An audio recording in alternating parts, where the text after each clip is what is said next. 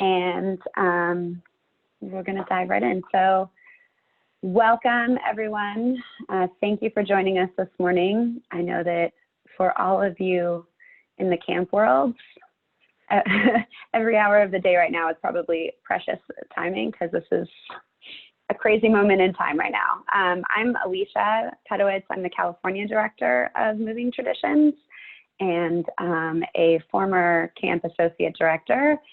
I have 2 campers in my house, and my heart is very much with all of you in this very uncharted territory that you are in. And on behalf of all of my other colleagues from Moving Traditions who are on here, we, all of us have roots in the camp world. And when we thought about the work that we do and what we have to offer, we know that there may be some overlap here and potential resources for all of you, which is why we wanted to kind of pivot and think differently about this summer and get everyone together on a call. So what we want to do by way of starting actually is we are going to go around and ask everyone to introduce themselves, what camp you're from, and then if you can just we're going to ask everyone to do less than a minute when we say virtual camp or virtual camp programming for your tweens and preteens and teens especially. What are you feeling right now that you need, that you're nervous about, that you're concerned about? So we can have a sense of what everyone's bringing into this call and figure out where we are best positioned to be your partners. So I'll post this order into the chat too, but I'm just going to kind of name the order of how we're going to go around. We're going to go Molly, Hannah, JC, Rose, Mishi, Tony, and Jacob. So Molly, if you can take it away. Cool. Hello, everybody. My name is Molly Wernick. I am in Philadelphia, Pennsylvania, and I am the community director at Habonim Dor Camp Galil in southeastern Pennsylvania. So, hi, everyone. Right now, when I am thinking about virtual camp, I am thinking about think outside of the Zoom box. It feels like a big old sin to ask that children and college students spend their summers looking at screens. And so what are the platforms and methods accessible to all of us and our communities that we can create a shared cultural experience apart, but together? Thank you.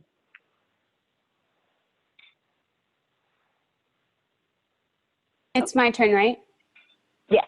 Okay, so I'm Hannah Greenwald. I'm in Westchester, New York, and I am one of the 2 Rosh Machne, or Rosh camps at Camp Tel Yehuda for this summer. And for us, when we think about, or for me, I guess also for when I think about virtual camp programming, I definitely also agree about different platforms besides for Zoom, but also there's this thing right now in the sense of Zoom fatigue that a lot of teens are feeling, and even adults, everyone, I feel like at this point, where there's just so many video calls and so many different things like that, and how we can really engage our campers to get this incredible experience during the summer. And also they all come from different backgrounds and different things that they're dealing with in their own home lives, and to have that, kind of portrayed more in a virtual setting than it would be in like a summer camp in the in-person setting. So it's also things like their backgrounds of their screens, or just like their own, if they have one of our staff members that we're working with brought up the idea of, especially, boys and girls have like self-image issues. And so doing some things on a Zoom screen versus like in person where not everyone's watching you or something like that is like definitely something to navigate, and like those like connections that campers are making with each other or with their counselors, and still seeing how we can have that happen in a virtual setting, because that was always my favorite thing as a camper. So those sorts of things and those sorts of issues, because we're planning on doing like the 3-week camp virtually in July. So there's like a lot of things we're thinking about right now. JC can add more. Hopefully I won't be frozen.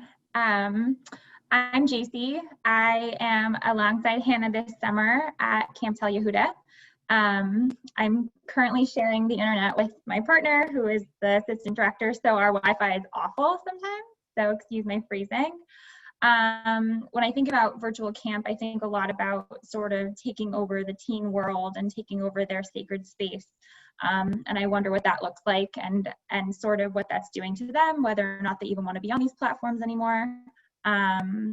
But something, you know, our counselors have already started talking about also is just like the inability to connect the way that we normally do. So sort of just trying to think a lot about that and figure out how to make connection work and make it as deep and meaningful and special as we get to at camp. So.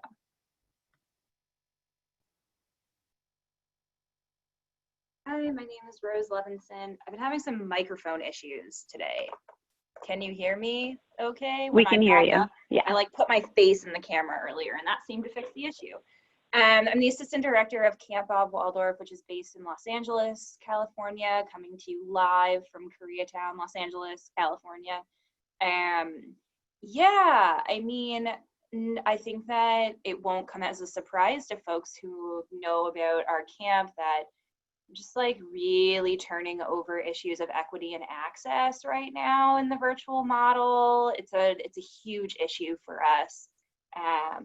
And yeah, I think somebody mentioned something about backgrounds earlier, and we had this like long conversation around, do we offer backgrounds so that if folks are uncomfortable about their home life behind them, they're able to have uniform-esque, what's the advantage and disadvantage of that, and then realize that I can't even put a virtual background on my own screen because my computer is old and crappy, so people that are low income probably can't do that, so where are we?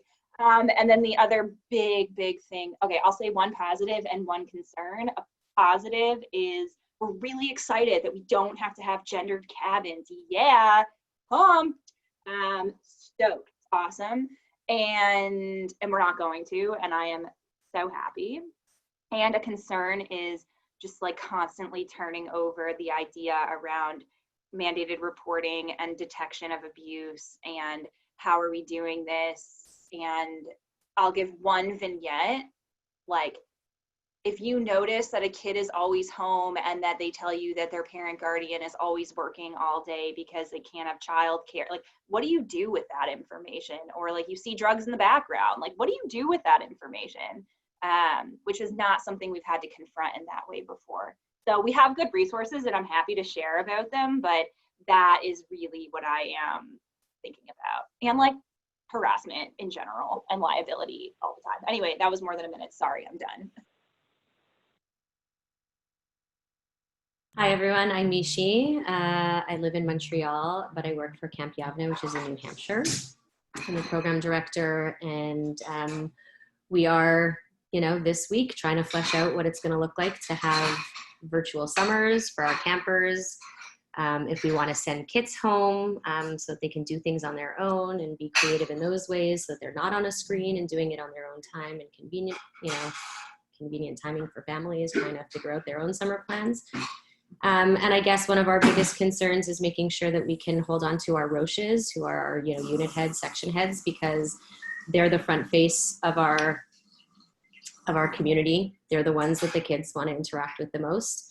And so, budget-wise and with them trying to make their own summer plans without having a real job and a real salary from this, how do we pay them and honor that their time is valuable and make sure that they are still a part of the team? Because that's a big, huge piece of it for us when we're talking about the bonding pieces, the friendship pieces, the dugma and having role models who are close to you in age. It's a big, big part of who we are and what we do that we don't want to give up if we have to go virtually. That's it.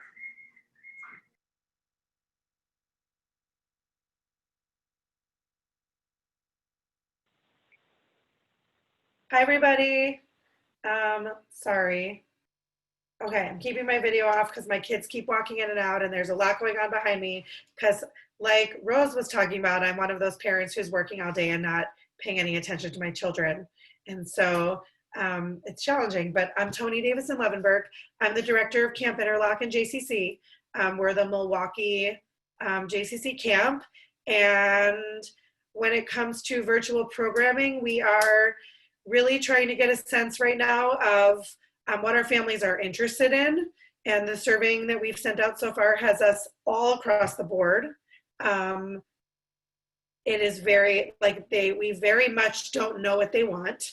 And there's not one prescription for what people are looking for. We are not running virtual camp, but we are looking to engage our community over the summer. And I think that's it. I think that answers your questions. I'm happy to see you all. Good to see all of your faces.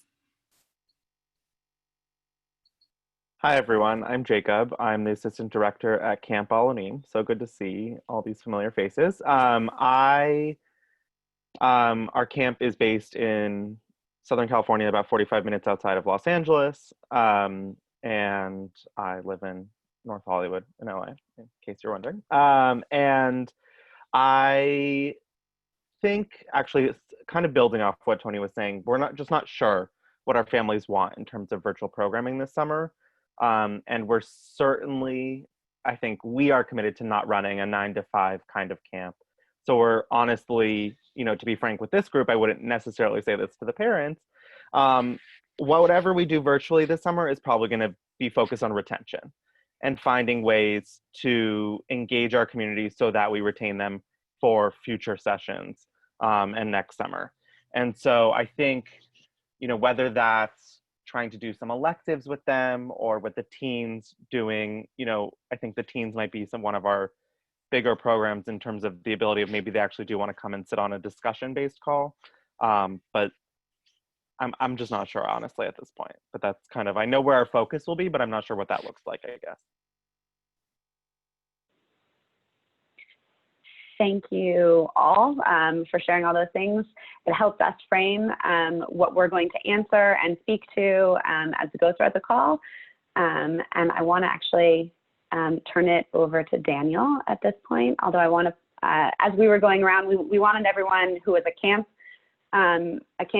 professional to speak to where you were at, but as you can see, there's actually some of my other colleagues from Moving Traditions are also here on the call. So I just wanted to name Pam Barkley and Eve Berger and Rabbi Tamara Cohen, who they will all be popping in and out of joining into the conversation.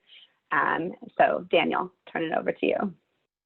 Great. So the very first thing I want to do is I want to respond to some of the things that Rose brought up, because she's bringing up like a absolutely critical area for anybody doing any virtual learning. And the best thing that I think I've seen so far on this, I'm going to post in the chat. It is the standards that were created by the San Diego Board of Education. They happen to be revising their standards about teacher-student interactions. And the minute the pandemic hit, they started to think about what that meant online. And so far, I've spent hours looking to see who's updated a policy. This is the best one that I found so far. And we as an organization are trying to pay attention to this particular challenge because a number of folks have asked us for, well, what's your best policy? So I know I just damaged everything, because now people are going to go open this document so you can read it later. But it's really got some excellent, it really has some excellent approaches, including thinking through ways to use technology that create more, I would say, safeguards around communication between an adult and a child than the typical technologies that any adult is bringing into a educational space. So I really appreciated the way the document approached it. The document also really gives good guidance for any adult when they need to add another adult into the conversation. So it's really a really smart approach, and I want to make sure that we get that out there before we start talking about some of the programmatic ideas that we have. So let me shift really quickly and start to share my screen. What I want to do right now is to help the overall goal of this conversation, which is to think about your needs as camps doing some kind of virtual camp, and to think about Moving Traditions expertise in our programs and to see where the overlap is. That is our goal. And I just want to say, There are different people on this call. Some people know our work really well and are experts in our work because you've run our programs. Other people have been to a training of ours but haven't led a group of teenagers with our material. So I'm going to really briefly run through some of the pedagogy behind the work and our approach. And then Alisha and I are going to give everybody very quick examples of how that work is put into play in an online environment. Over the last couple of months, all of our B'nai Mitzvah programs and our teen programs have moved online, and we've been talking with people who are leaders of those groups. And so we've learned a little bit about what's working and what isn't working. I'm sure you have similar experiences. But we want to show you a little bit of how we are modifying all of our curriculum materials as much as possible in order to prepare for sort of the new training season where people are going to be trained to use them online with small groups. One thing just to keep in mind, we are almost always working with a smaller group, in particular with our teen groups. So it's very common for 8 to 10. That's a very common group size. And I think Priya Parker says anything above 12, you're in danger as a facilitator. So just something to keep in mind in terms of like where we're coming from and how we're approaching this. So I'm really going to run very quickly through our pedagogy for people who are not familiar with our approach, and then we'll do some examples, and then we'll start talking about, well, what is going to be best for this summer. So it's time to start sharing my screen. So can everybody see my screen now? Awesome. All right. First thing is our mission. We embolden teens by fostering self-discovery, challenging sexism, and inspiring a commitment to Jewish life and learning. We do that through a couple of programs. We have family programs, B'nai Mitzvahs for parents and 6th and 7th graders. This is happening in about 70 different communities. We also have a podcast that focuses on B'nai Mitzvah. And then we have programs for youth. The first program that most people have heard of is Rosh Chodesh, monthly program for those who identify as girls. And then we have Shevet for those who identify as boys, Selim for those who identify as gender non-binary or queer, and Kol Kolenu, which is a feminist teen fellowship, which is really for any gender, any teen. And these are like monthly programs that generally meet for 2 hours. As these have transitioned to the online environment, what we're finding is that people are finding 2 hours is way too long, and people are meeting for 45 minutes or 1 hour. And that is becoming like the right amount of time for them.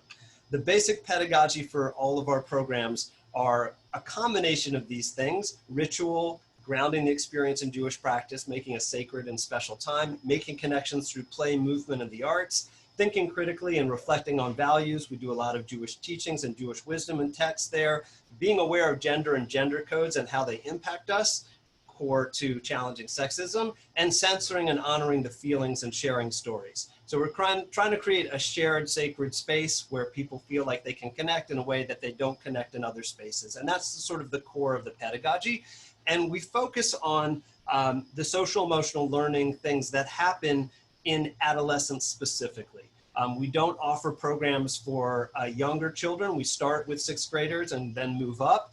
And so we look at the tasks of adolescence. And for those people who know the work of Ray Simpson, who was at Harvard and at MIT, both in the capacity of teaching on parenting and adolescence, there are 10 tasks of adolescence that she identified: adjusting to sexually maturing bodies and feelings, developing abstract thinking, learning about human relationships, refining skills to cope with conflict, exploring identity, grasping complex emotions, forming authentic friendships, fulfilling responsibilities, and identifying values, both personal and communal. For those of you who work with adolescents, I think almost all of these things are like a duh, because these are core to what we see when we talk about adolescence. And our curricula, as we create them, are meant to reflect all of these tasks in some way and to speak to them in an order that makes sense for teenagers.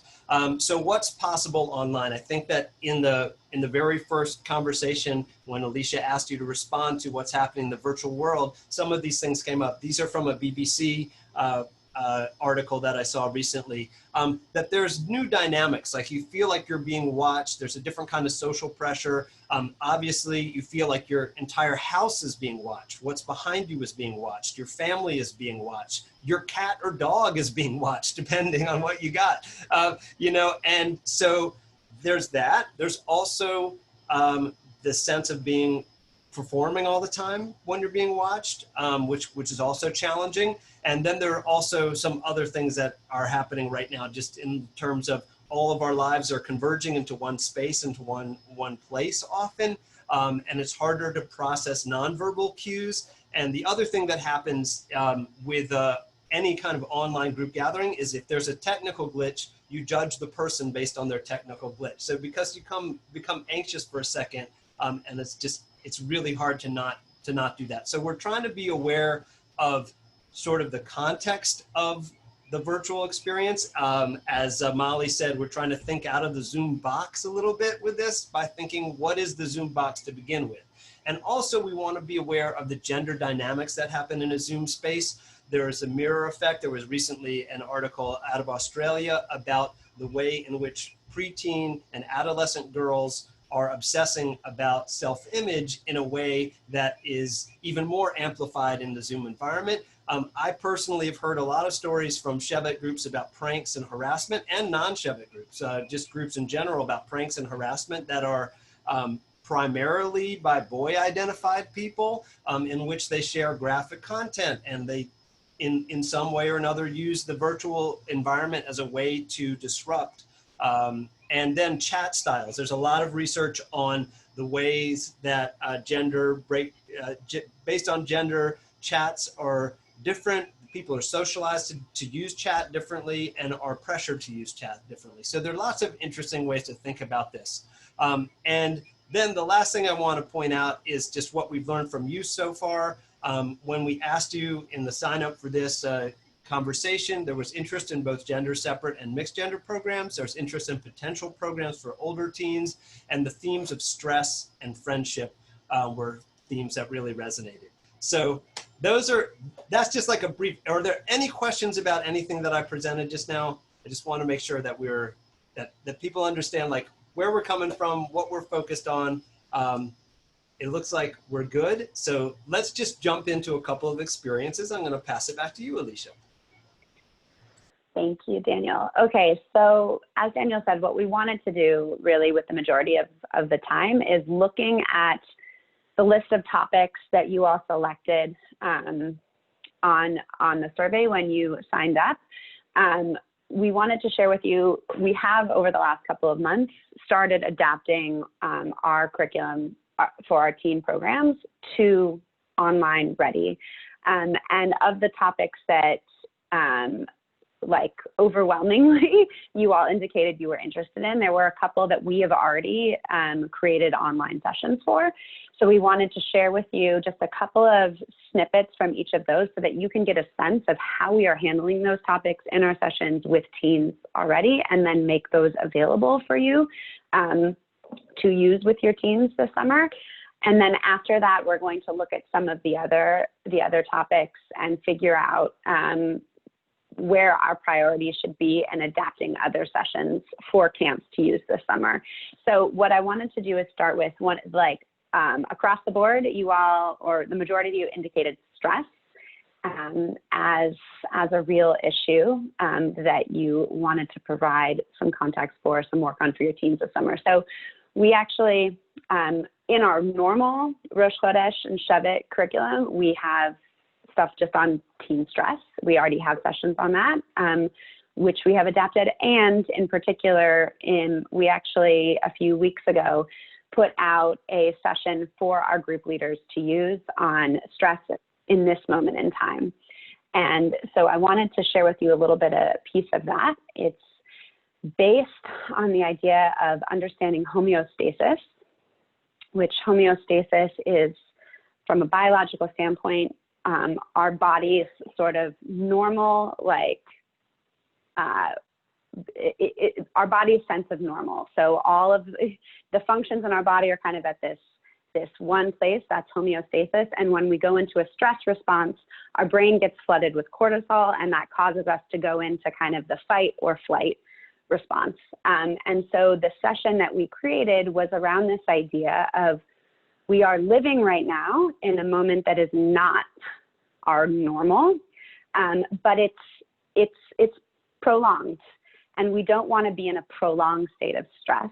We want to figure out how within this stressful, unknown, very different, how we can find some degree, help our bodies to find some degree of homeostasis again. And we played a bit with the word. We are in stay at home, right? And this stay at home orders are not normal for us, but at the same time, how can we create a sense of homeostasis for ourselves within the stay at home normal that will hopefully only be a normal for a period of time. So we did, so what I wanted to do is share with you a couple of pieces from that session. One is a few of you mentioned understanding Zoom fatigue is a very real thing. Our kids, teens, all of us have been sitting in front of Zooms for school, for work, et cetera, and we want to be able to create some sort of different space for them, but knowing that Zoom is kind of the one place where we can connect. So how can we make that space be different, feel different, not play into the Zoom fatigue? And also this idea of sacred space. I think JC mentioned that, which is also something we have found, right, that teens need to have space with other teens that is separate from everything else. And so when they're at home right now and they're with their families or whatever, they are having even less of that. So if we can give them an hour of sacred space that feels different, then their other Zooms and their other spaces with the one or two kind of trusted adults or the Roshim from camp or whomever that is, and with each other, that is very helpful for them. So I'm actually going to ask you all to do something that we also have the teens do in this. So one of the ways that we can start to help our body reset into normal, this is the legs up the wall pose. It's a yoga pose. And this pose is really helpful for actually when you've been sitting for long periods of time, it actually helps kind of reverse your body and get the circulation going again in a natural way and help your body come back to a balanced place. And we are trying to find that, right? So if you don't mind, please feel free to turn off your screens if you don't want us to watch you do this pose. And this is something when I've led this with teen girls in the last few weeks, I've said this to them, feel free to turn off your screen for a moment. I am going to keep my screen on and I'm going to keep my sound on and talk to you through this. But I invite you, if you're comfortable, to find a place around you. We're gonna put our legs up the wall in legs up the wall pose. Take about 5 to 10 deep breaths in that pose. So I'm gonna walk through my living room to my front door. Invite you all to find a place to do the same. And just reverse your body from this state that it's been in for the last many weeks of sitting in front of your computer. Feel your legs up the wall, put your arms relaxed beside you. Close your eyes. And breathe in, feel the oxygen going all the way up to your toes. And fingers throughout your whole body. Breathe it out. And take a few deep breaths in this pose.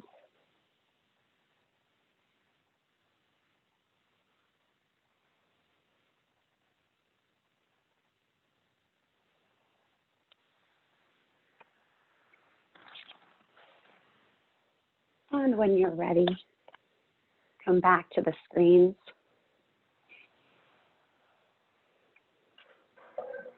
Turn your screen back on so that I know that you're back with me.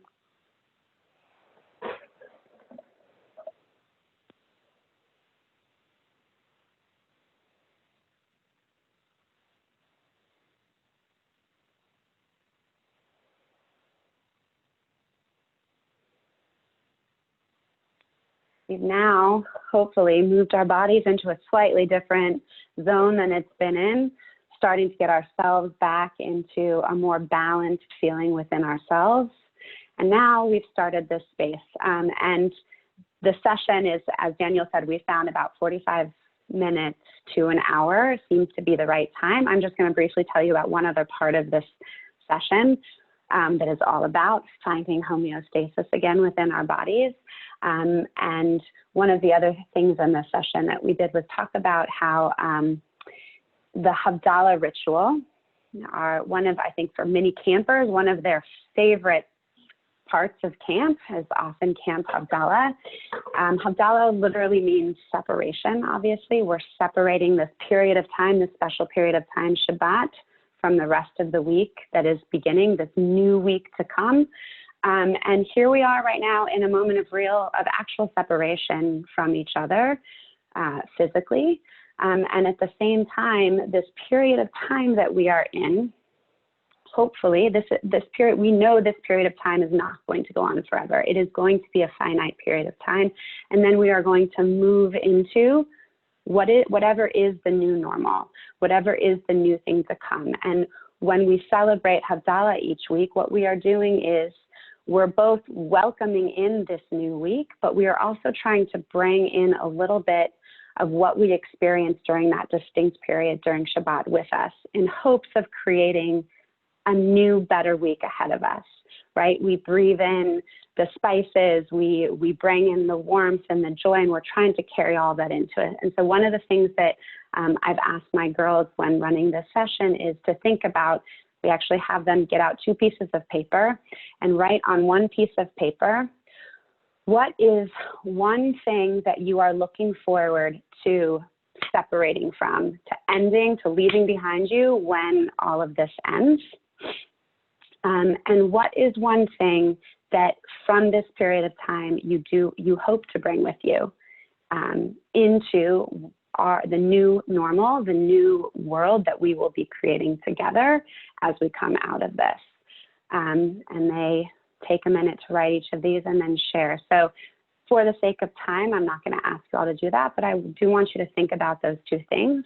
And then we've asked them to put those pieces of paper somewhere near them where they can call from them when they need to be reminded of, A, this is going to end and I am going to get to leave this behind me. And also, this is the thing, there is hope with me and I want this to come with me, be it the real connected time with my family that I've experienced, or a sense of people coming together and taking care of one another.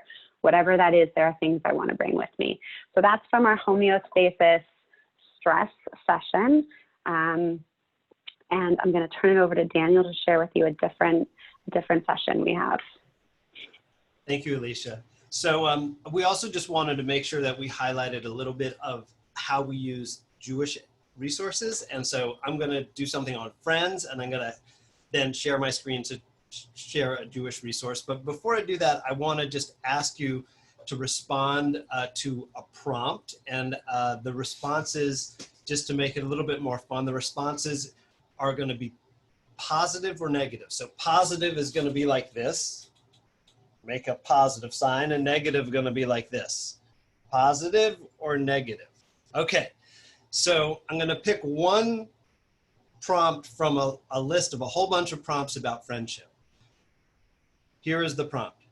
It is better to have 2 or 3 very good friends than 1 best friend. If you agree, give a positive. If you disagree, give a negative. It's better to have 2 or 3 really good friends than 1 best friend. Okay, I'm seeing a lot of positives, and I'm seeing Jacob thinking. Oh, okay. So let's start. Before I go to you, Jacob, the people who put positive, tell me how positive you are. You have an option up to 10. Are you 7? Are you 4? Okay, up to 10, how positive are you? 6, I see a 7, I see a 5, I see a 2, I see a 7. Okay, lots of different options. Interesting. All right, now Jacob, I'm going to ask you to unmute and to say a little bit about what was going through your head when you were responding and you gave the negative sign. As you can see, I was a little unsure. I think my instinct obviously is like, oh, more friends, a better support system, wide ranging. But I think you can also have, I guess you said really good friends. I don't know. I was just thinking of like, you can have a lot of friends, but you can also feel very empty because maybe none of those friends really meet you where you are and like connect with you on a soul to soul level. So that's why I was thinking it could be better to have that one best friend who truly understands you and you truly connect with, and that you could feel more seen by that one relationship than maybe 3 of less connected relationships. That's kind of what I was thinking about. I love it, and that is beautiful, and that's exactly where the conversation could go. And like, if we have more time, I'd love to hear everybody and why they chose to put the sign up like this and where their fingers were and what it was about. But I think that this is just a way to dive into the question of what is the value of friendship and what is the meaning of friendship. And now I'm going to share my screen to associate a little bit of a Jewish teaching with this conversation. So very quickly, here is a beautiful, well, by the way, here are just all of the prompts that I could have chosen that are coming from the curricular session. There's a lot of them there. And then here is classic Jewish text. This is from Rambam, Maimonides. Friends, there are 3 kinds. Friends made to achieve a goal, friends who have fun together, and friends who lift one another up. And then you can see, like in the curriculum, there are different ways to play this out. This particular session has a writing exercise, which is drawing 3 concentric circles and then thinking a little bit about the friends in your life and who is in the inner circle, who's in the next circle, and who's in the outer circle. And so some of the questions that are associated with this are based on that circle. And the ultimate goal in the session is to really talk about the friend who lifts you up. I think this is kind of speaks to what Jacob was saying, like a friend who really sees you. Like, what does that mean when you have a friend who really sees you or really lifts you up? So this is just an example of one of the conversations that has been adapted for a web environment. So you can think, okay, how do I say, we're going to talk about friendship, and here's just some tools for anybody to facilitate that conversation. So I'm going to stop my share now and turn it back over to Alisha. All right, so so those 2 sessions, as we said at the beginning, those 2 particular topics, we already have complete web ready sessions that that we're happy to share with all of you to use with your teens, preteens this summer. And what we're going to do next is, in looking at the other list of topics that you indicated on the survey, what we want to do is ask your help in helping us prioritize, as we are quickly webifying all of our sessions, thinking about you guys, the camp professionals who need to use them sooner than perhaps some of our other folks that we work with during the school year. What should be the ones that we quickly start focusing on getting ready for you for the next week, couple of weeks, months of the summer? So I'm going to share my screen, which has, these were the topics most named on that survey from amongst all of you. And stress and friendship, obviously, that we've already shared. We have things on them. In our curriculum, we have things on all of these other topics, but we want to figure out what to focus our attention on next into making really web ready. So what I'm going to ask you to do near the top of your screen, do you all know how to annotate on a whiteboard in Zoom? Yes, I'm getting thumbs up. Okay, great. So you're going to click up at the top, annotate, and then when you get the bar of different options, please choose stamp. And what I'd like you to do is first choose the heart stamp, and put a heart next to the topic that is if you were like, the next thing I want is this, a session on this topic. And awesome. And then for those of you who are ready, your second choice is going to be a star. And then the third topic that you want is a check mark. And I'll put that in the chat so you don't have to, oh, where is, there we go.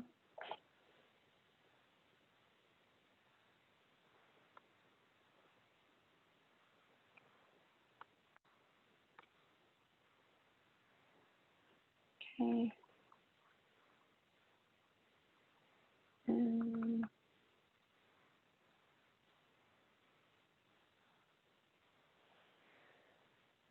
Awesome. Okay. This is going to help us, like I said, to figure out where we go from here. And it looks like, I think we have everyone. So I'm going to, this is nice. We're seeing some consensus around topics. I'm gonna just quickly take a screenshot of this, or a picture of this, just in case it doesn't save. As Daniel was saying, one of the things that, you know, we're also dealing with the reality of technology, and sometimes our best laid plans go awry simply from one little glitch of technology. So it's always good to have a backup option. Okay. So we only have a little over 10 minutes left. So what we wanted to do is, with that kind of behind us, open it up a bit for a bit of discussion, questions, and then we will wrap up our time together. Yeah, I was interested in how many folks chose communicating with parents as the thing. I'd like to hear a few thoughts on that, just from you, just what you're sensing, what your concerns are around that particular topic. I'd love to hear that.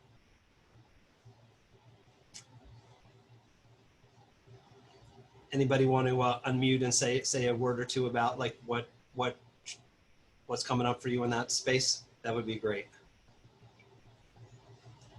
Sure, I don't mind.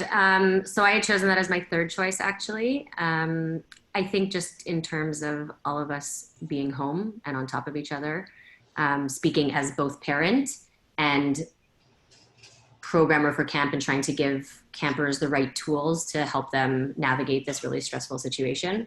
I think it really, to me, it ties in with healthy relationships, and you know, how you communicate with your parents is just a subset of that. And so to me, it's, you know, a logical, it's one avenue to explore in healthy relationships, and certainly when we're sharing space so intimately, and just with so much time overlapping. It's, you know, parents aren't used to this either. Kids aren't used to it, and parents aren't used to it. They're used to having hours a day apart from each other, and they're not getting that at all. So to me, it's more of an offshoot of just healthy relationships and builders and communicating. I'd love to hear other thoughts on that. Yeah, I think, you know, camp provides a safe space for our kids in so many ways. You know, there's talking about things that are happening at home, kind of sussing out, like, am I living in a normal situation, or am I not living in a normal situation? Or people who are in challenged relationships with their parents or family members now, you know, as Mishi was saying, everyone's just sort of on top of each other. So the respite that camp is able to provide for our community now doesn't really provide that anymore. So how can we create that safety of space to speak candidly and to talk through some of the challenges that we're dealing with in our families, either parents or siblings or whomever, that our kids are protected, that they are also able to achieve a sense of like normalcy, whatever, especially as our staying at home continues. Yeah, I can add a little bit of maybe similar and nuanced perspective diving into that, like the challenge of even finding a place in your living space to talk to someone privately is not an assumption that can be made. And I think a lot of times there is this assumption that like, oh, like kids who are having a hard time, if there's the right adult reaching out to them, it's all about us reaching out to them and capturing the attention. But it's not. It's like, how do you educate a child? And like, okay, like if you're in a difficult situation, this is how, like, I'm thinking of a kid who has a family life, who's living in an apartment in a city with a family who doesn't want them to leave the apartment for whatever reason, who then can't get on the phone. It's like, what do you do and how do you coach someone? I think that's really hard. I also think that there's like an emotional intelligence divide in generations, and depending on who the family, like some parent guardians are amazing and wonderful and their EQ is really high, and some aren't. And whether that's because mental health has a different stigma for different generations is like a whole other conversation. And I feel like oftentimes it just puts a lot of work on the child or the teen to like have to advocate for themselves and explain their emotional state and all of that. And I think, unfortunately, that's a truism more often than it isn't, and supporting kids in that. I think I'm thinking a lot about NVC, nonviolent communication, and offering that as like a skill set to teens of like, hey, like it's really possible that your parent guardian, this is what they're hearing when you're trying to articulate where you're at and they're unable to meet you. And here's a skill set for you to try out, not to like excuse poor behavior on behalf of a parent guardian, but like sometimes, you know, we can only control what's in our own realm. So I don't know, I think a lot about that. And I think articulation of feelings is really hard for people, period. And so to be asked to do that even more it's taxing. So yeah, I think that's why I chose that. And I'm really concerned for teens and kids. Like I'm concerned, and I don't always know that they have the, like when we're in person with them, we can probe differently, but because you're not getting the social cues when you're like on Zoom in the same way, you can't probe. I mean, you can, but it's harder. And then like, do you even want to be alone with the kid? And then what's your liability around being alone with a kid on it's like on and on and on. Anyway, I'm gonna stop, but just like so many pieces. And I think just talking about it is really helpful.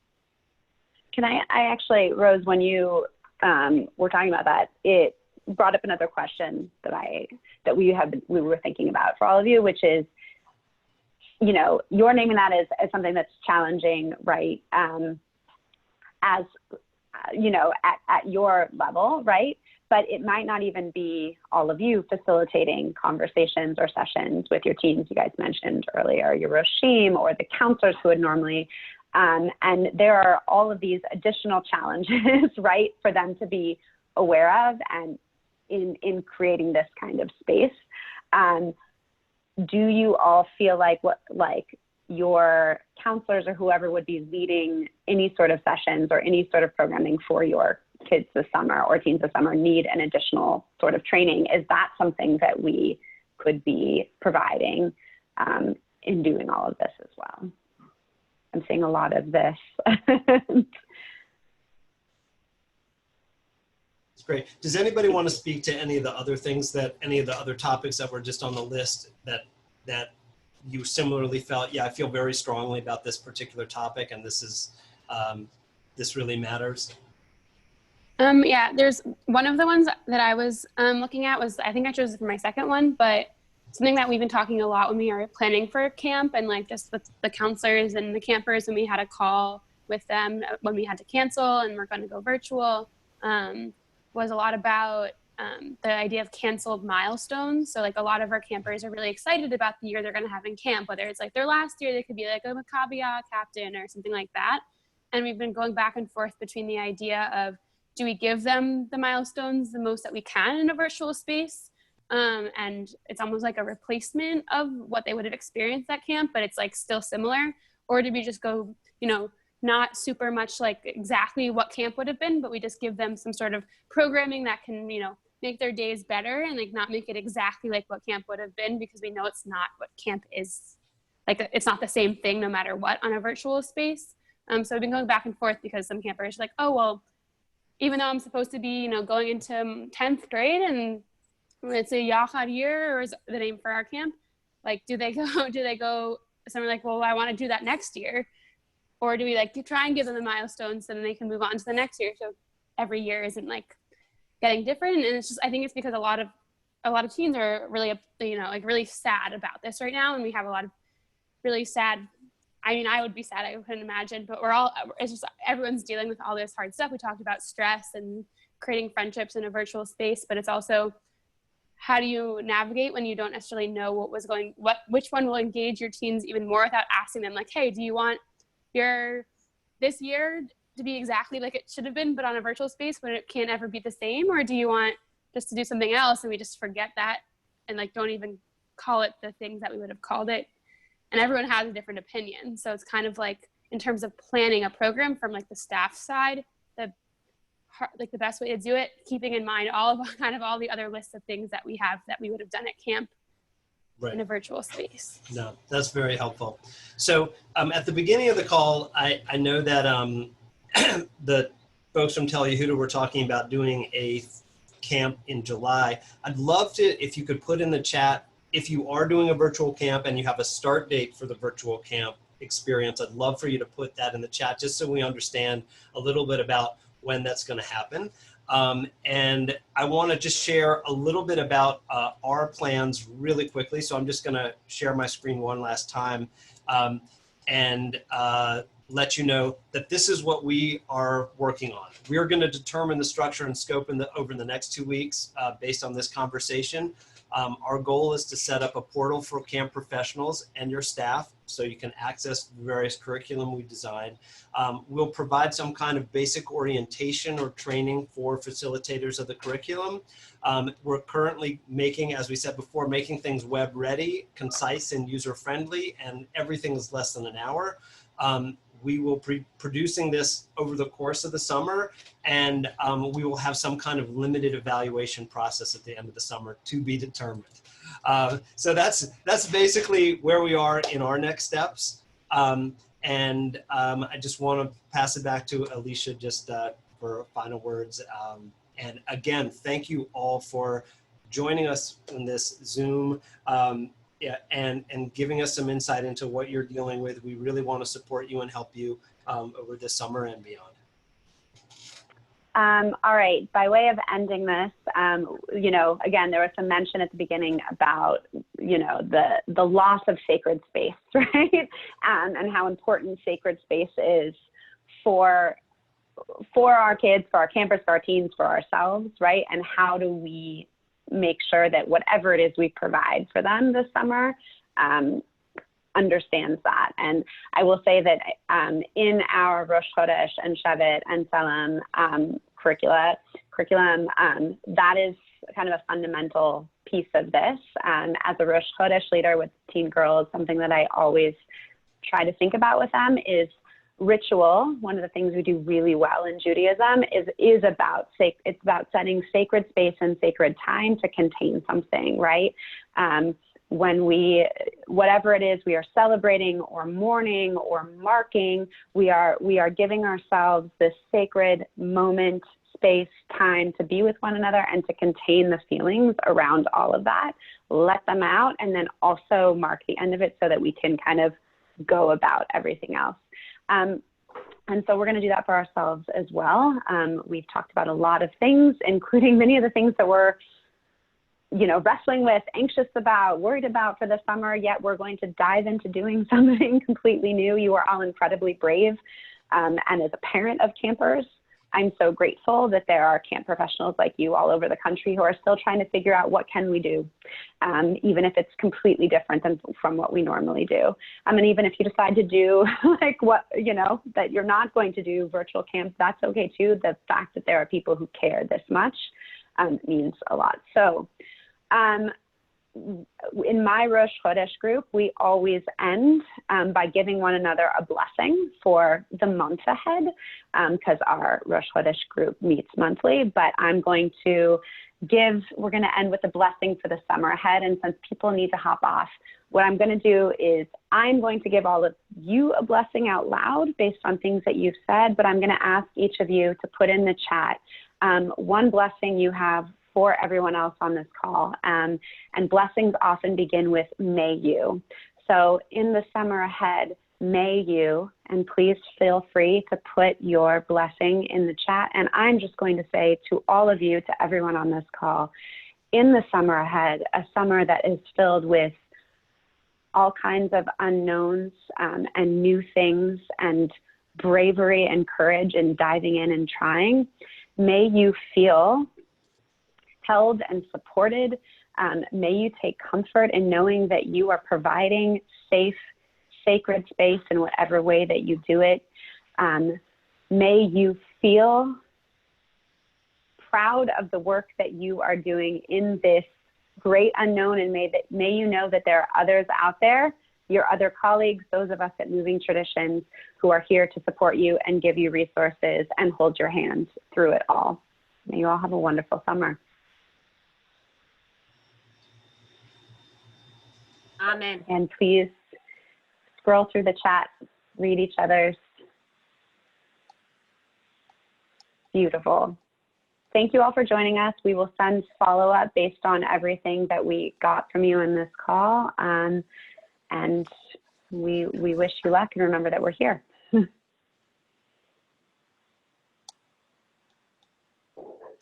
Thanks, everybody. Have a good day. Thank you. Bye, Molly. Bye, Hannah. Thank you. Bye, Hannah. Bye, Hannah. Bye.